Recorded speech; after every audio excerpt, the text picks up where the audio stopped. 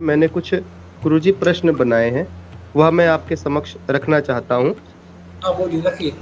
वेद विज्ञान आलोक तो ऐत्रेय ब्राह्मण का भाष्य है, तो इसमें लगभग 82 अन्य आर्ष ग्रंथों को क्यों उद्धृत किया गया है, और जिन शब्दों का अर्थ ठीक नहीं बैठता था वह आर्ष ग्रंथों में नहीं आपको मिलता था, तो उन शब्दों के अर्थ के लिए आप क्या करते थे? वेद को समझने के लिए सबसे पहले, या व्याकरण ब्राह्मण ग्रंथों को समझने के लिए सबसे पहला या सबसे स्थूल जो साधन है वो व्याकरण कहलाता है। लेकिन व्याकरण के पीछे वेद नहीं चलता। ऋषियों के ग्रंथ भी व्याकरण के पीछे नहीं चलते, व्याकरण उनके पीछे चलता। तो फिर भी व्याकरण एक साधन है, और व्याकरण से भी बात नहीं बने तो निरुक्त को आधार बनाया जाता है। निरुक्त के निर्वचनों का सहारा लिया जाता है किसी शब्द के अर्थ को समझने के लिए। निर्वचनों में और व्याकरण की व्युत्पत्तियों में बहुत सारा विज्ञान भरा हुआ है। व्याकरण भी वैज्ञानिक दृष्टि से नहीं पढ़ा जाता। व्याकरण पढ़ने वाले पढ़ लेते, रट लेते हैं प्रकृति प्रत्यय, लेकिन उसके विज्ञान को नहीं समझते। विज्ञान को समझने में भूल हो रही है, इसलिए व्याकरण पढ़ने वाले भी वेद नहीं समझ पा रहे, निरुक्त पढ़ने वाले भी वेद नहीं समझ पा रहे, क्योंकि निरुक्त में जो महर्षि यास्क ने निर्वचन किए हैं विभिन्न पदों के, उनका क्या विज्ञान है ये वो नहीं समझ पा रहे, वैज्ञानिक दृष्टि से नहीं समझ पा रहे निरुक्त को। जब निरुक्त से भी अर्थ नहीं निकलता तो ब्राह्मण ग्रंथों का ब्राह्मण ग्रंथों से अर्थ करें। एक जैसे अग्नि शब्द है, अग्निपद है, और ऐत्रेय ब्राह्मण में आया, तो ये देखें कि अग्निपद का ऐत्रेय ब्राह्मण में और क्या अर्थ है। दूसरे ब्राह्मण ग्रंथ क्या कहते हैं अग्नि के विषय में, निरुक्त क्या कहता है अग्नि के विषय में, ऋषि दयानंद ने वेद भाष्य में अग्नि के विषय में क्या क्या अर्थ किए हैं, ये सब देखना होगा।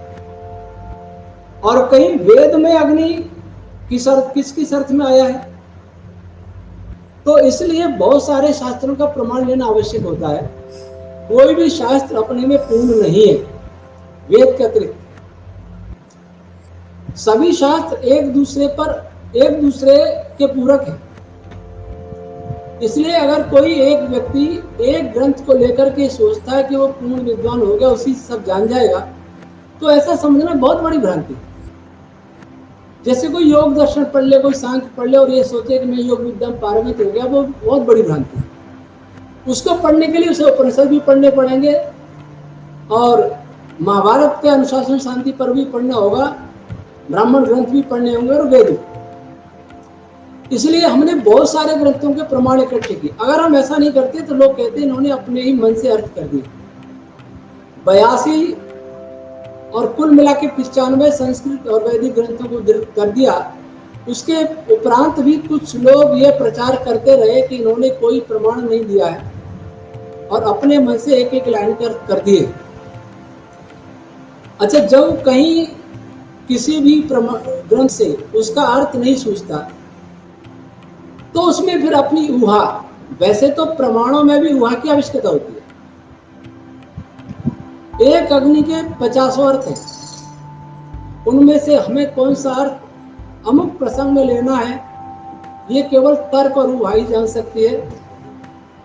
केवल ये किसी के पढ़ाने से नहीं आता।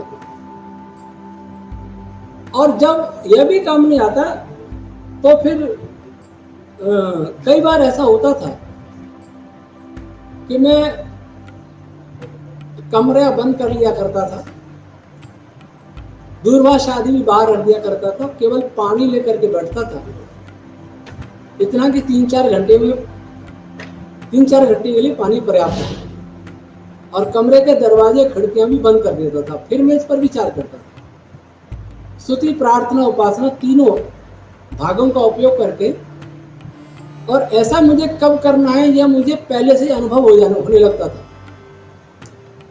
जैसे किसी मंत्र का, किसी पद का अर्थ नहीं सूझ रहा तो बहुत चिंतन करता रहूंगा। करते करते करते करते एक शरीर में या मस्तिष्क में इस प्रकार की एक अनुभूति होने लग जाती थी, या ऐसा एक अनुभव होने लग जाता था कि अब इसका अर्थ बिना ध्यान के नहीं हो पाएगा, कि किसी भी ग्रंथ को देखने से कोई लाभ नहीं होगा।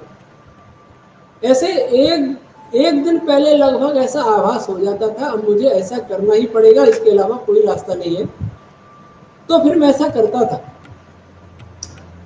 और ऐसा करते हुए लगभग 2-3 घंटे बीत जाते थे, और उसके बाद जो उस पद की, वो शब्द की, जो शब्द के अर्थ की जो धुंधली तस्वीर दिखाई देती थी, वो धीरे धीरे साफ होती जाती और एक सुंदर अर्थ निकलता। उस समय ऐसा लगता जैसे कोई प्रकरण सूर्य का चल रहा, सूर्य के केंद्र का चल रहा है। तो उस सब अवस्था में ऐसा लगता जैसे मैं सूर्य के केंद्र में मन की आंखों से बैठा सब देख रहा हूँ।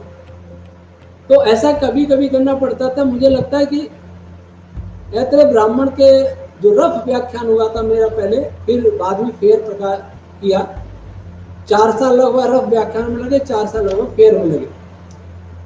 तो रफ व्याख्यान के समय हो सकता है 8-10 बार या 15 बार ऐसी स्थिति बन हुई हो, और उससे ईश्वर की सहायता से ये सभी अर्थ स्पष्ट हो जाते थे, और इतना अच्छा लगता था जैसे मुझे कोई बहुत बड़ी धनराशि मिल गई हो।